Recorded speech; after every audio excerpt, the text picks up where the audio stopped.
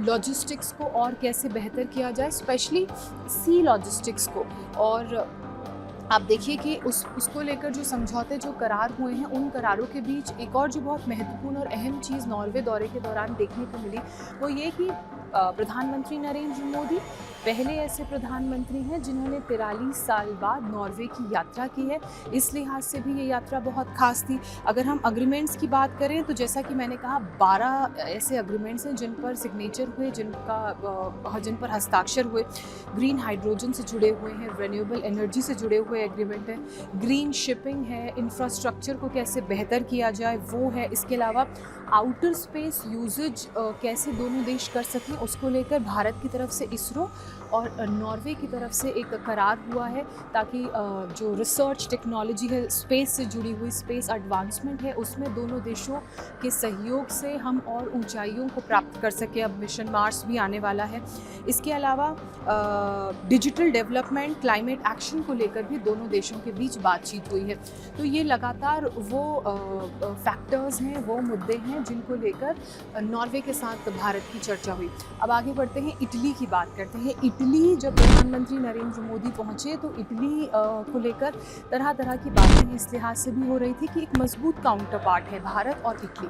अगर हम इटली की पीएम जॉर्जिया मेलोनी की बात करें तो जब आप प्रधानमंत्री नरेंद्र मोदी और जॉर्जिया मेलोनी को कई अलग अलग मंचों पर एक साथ देखते हैं तो उनकी बॉडी लैंग्वेज और उनका एक जो ईज़ है और एक उनका ऑफ पॉलिटिकल फ्रेंडशिप है, वो बहुत कंफर्टेबली नज़र आता है। और वही कंफर्ट दोनों देशों के लिए फ़ायदेमंद भी साबित होता है और वही इस दौरे के दौरान भी हुआ। यहाँ पर डिफेंस और स्ट्रेटेजिक पार्टनरशिप को मजबूत करने को लेकर कई करार हुए हैं, जिसमें रक्षा सहयोग को कैसे बढ़ाया जाए, कैसे टेक्नोलॉजी शेयरिंग कर एडवांसमेंट किया जाए, इसके अलावा व्यापार को कैसे बढ़ाया जाए।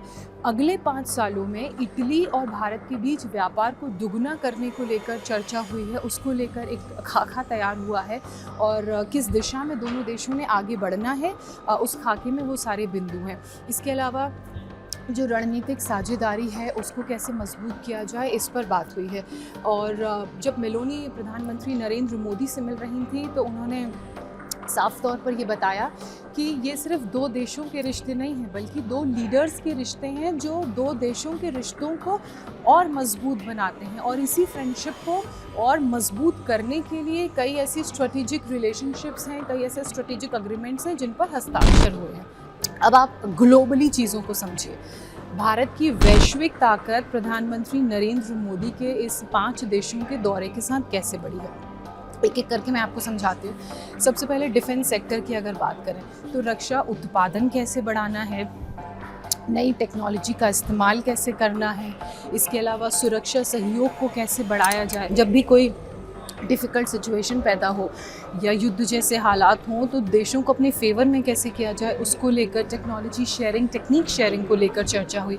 इसके अलावा ग्लोबल इन्वेस्टमेंट एक बड़ा मिशन था, क्योंकि जितना निवेश भारत में आएगा उतना वो भारत के लिए फ़ायदेमंद होगा। तो ऐसे में जो विदेशी कंपनियां हैं उनको प्रोत्साहित किया गया, उनको मोटिवेट किया गया कि वो भारत में निवेश करें और मैन्युफैक्चरिंग यूनिट्स, मैन्युफैक्चरिंग हब्स जो हैं वो भारत में सेटअप करें। उसके लिए एक देश की भी जिम्मेदारी होती है कि आप अपने देश को मैन्युफैक्चरिंग हब कुछ इस तरह से दूसरे देशों को जो निवेश आपके देश में करना चाह रहे हैं, कैसा माहौल बना के दीजिए जो उनके लिए कंपैटिबल हो।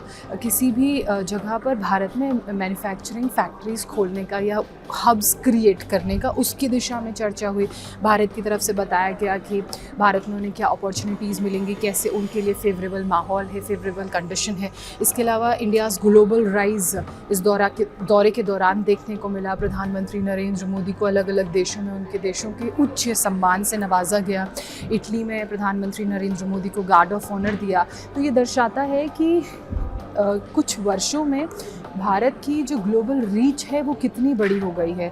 भारत एक ग्लोबल मंच पर कितना बड़ा देश बन चुका है, जहां भारत के प्रधानमंत्री को, भारत का प्रतिनिधित्व करने वाले लोगों को हर कोई जानता है और वो कंफर्टेबल बॉडी लैंग्वेज यूरोपियन देशों के लीडर से, नॉर्डिक कंट्रीज़ के लीडर से, या in that case China, Japan या यूएस के लीडर्स और भारत के लीडर के बीच में, प्रधानमंत्री नरेंद्र मोदी के बीच में देखने को मिलती है। सॉफ्ट पावर एक शोकेस भी था यहाँ पर।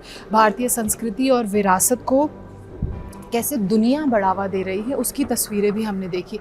आपने अगर पिछले 5 दिनों में प्रधानमंत्री नरेंद्र मोदी के दौरे से जुड़ी हुई अगर तस्वीरें देखी होंगी तो आपने कुछ चीज़ों को ऑब्ज़र्व किया होगा। सबसे पहले तो ये कि कैसे अलग-अलग देशों में प्रधानमंत्री नरेंद्र मोदी का स्वागत हुआ।